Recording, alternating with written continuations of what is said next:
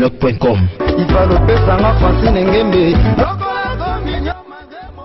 congodialogue.com.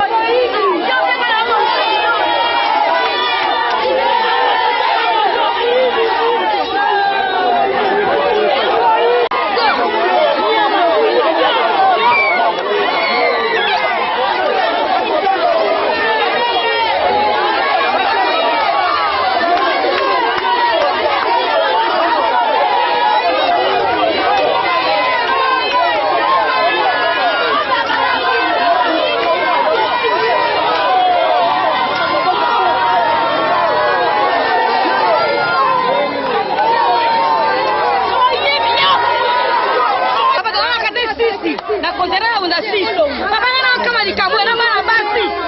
wana kuma bana basi kwa kwa kwa basi ebela ba mo mutanga ke kuiba bongo ba tena mkebo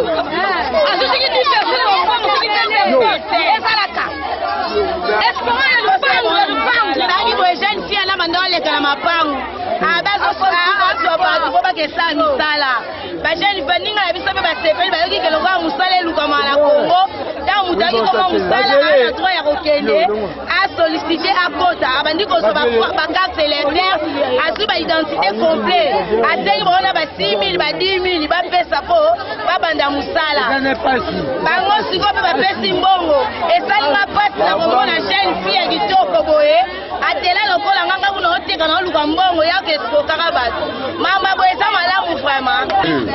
voilà moi si on entend bakangiye atteindre ici les PV abi baza 30 personnes bato bakosa na bakoro document soit disant pour la société mon X après ça va mbongo ba carte électeur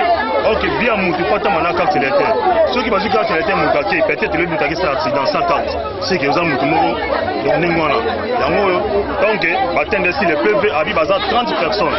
maman nan bakangi na nuit si go pour l'état ça la tout possible que parmi 30 personnes 29 personnes batika le fuba kanga bon parce que bazo ko ça ba tout moment ko ça va $30 ba $50 tout ça na bien le lokéi atanga komba bato nyonso batika na pa bakanga bango sinon te bazo bo mambo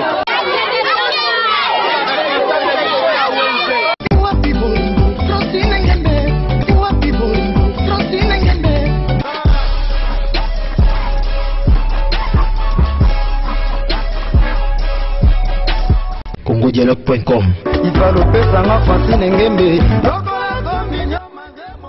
congodialogue.com.